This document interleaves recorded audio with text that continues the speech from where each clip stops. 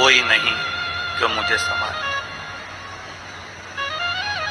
मैंने सबके पास जाकर देख लिया, सबको बोलकर देख लिया, पर कोई मेरा सुनने वाला नहीं है। तब मेरे महादेव केवल तू सुन सकता है। क्यों?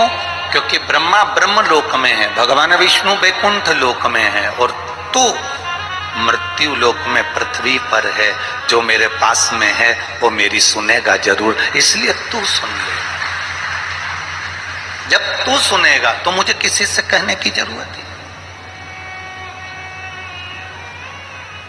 पति पत्नी की बात सुन ले। एक बहुत अच्छी बात कर रहे हैं, जरा समझ लेना अच्छे से। पत्नी पति से कहे और पति अगर पत्नी की बात सुन ले। पत्नी ने पति से कहा, सुनो आज मेहमान आ रहे हैं 15, घर में सब्जी नहीं है, आलू भेज देना, टमाटर भेज देना, हरी मिर्ची भेज देना, हरा धना भेज देना, थोड़ी से अदरक भेज देना, थोड़ी तुरई भेज देना, गिलकी भेज देना। पत्नी ने पति से कहा। अब जरा विचार करना, पति ने नहीं सुना,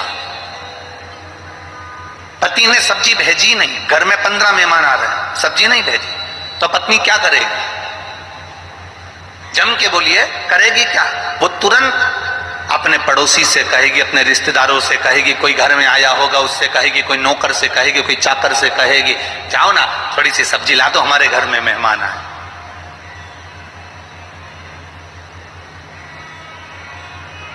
हमारे घर में मेहमान आए, आप सब्जी ला कर दे दो। पत्नी दूसरे से कहेगी। जब पत्नी दूसरे से कहेगी और पति आएगा शाम को और उसको मालूम पड़ा कि तुमने पड़ोसी से सब्जी क्यों बुलवाई, तो पत्नी क्या कहेगी?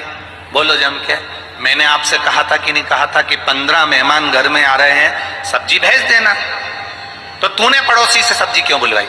तो मैंने आपसे कहा था ना कि तुम सब्जी भेज देना, तो तुमने क्यों नहीं भेजी? पति को बुरा लगेगा कि इसने पड़ोसी से सब्जी बुलवा ली। उसी तरह आप मृत्यु लोक के देव हो, पृथ्वी पर रहने वाले देव अधिदेव महादेव हो।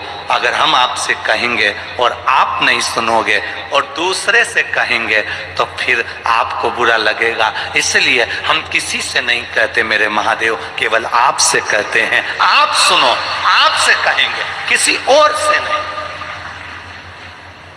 हम क्यों किसी से कहें?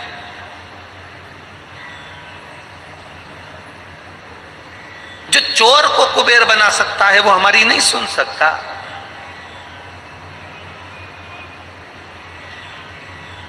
जो एक भील के लिए प्रकट हो सकता है वो हमारी नहीं सुन सकता।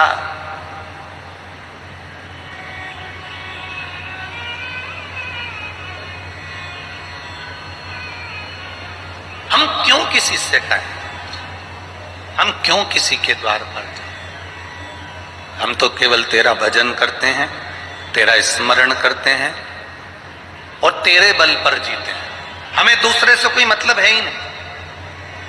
आप जब एक पर आश्रित हो जाओ, आप अगर एक पर आश्रित हो जाओ, जिस घर में ससुर नहीं है, जिस घर में सास नहीं है, जिस घर में सास ससुर दोनों चले गए, ना देवर है ना जेठ है, पति पत्नी और घर में बच्चे हैं, तो अंदाजा लगाना, विचार करना, ससुर चले गए, सास चली गई, देवर चले गया, जेठ चले गया, या आप मुंबई में रह रहे हो, या पूना में रह रहे हो, या बेंगलोर में रह रहे हो, या आप छत्रपति संभाजी नगर में रह रहे हो, मालेगांव में रह रहे हो, धुलिया में रह रहे हो, अमरावती में रह रहे हो, तुम कहीं पर भी, भोपाल आदि कहीं पर भी रह रहे हो, और तुम्हारा पूरा परिवार गांव में रहता है। तुम अपने पति के साथ अपने बच्चों को लेकर शहर में चली गई। अब विचार करना, तुम किसके भरोसे गई हो?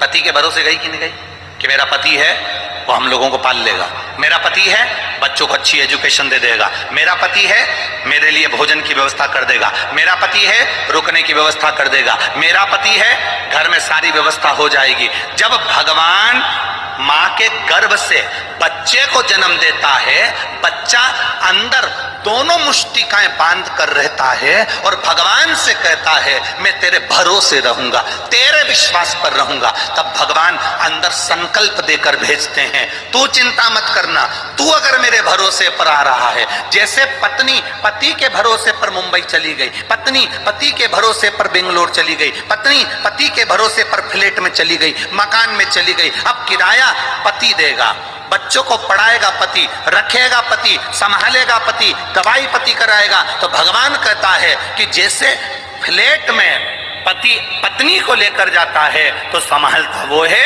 भगवान कहते हैं अगर मैं तुझे पृथ्वी पर जन्म देता हूं, तू पृथ्वी पर पैदा होता है तो संभालता मैं हूं, फिर कहीं नहीं जा, फिर तुझे संभालने वाला कोई दूसरा नहीं होगा, संभालूंगा मैं, उसके सिवा कहीं नहीं जा।